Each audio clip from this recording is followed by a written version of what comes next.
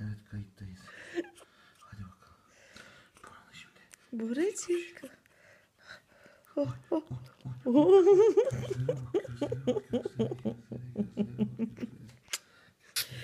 Nasıl anladı şişeyi ama? Ne kadar acıkmış, ne kadar. Ulan sen var ya, Gözleri. o kadar mı acıktın sen? Ha? Annesinin bir tanesi var, babasının bir tanesi var. Çok iyiydi ya.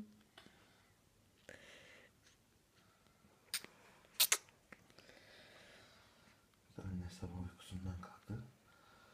Öyle oldu. Annelerin hakkı ödenmez Bora. Şişeyi nasıl kaptı yavrum? Bez verir misin? Ha? Bez.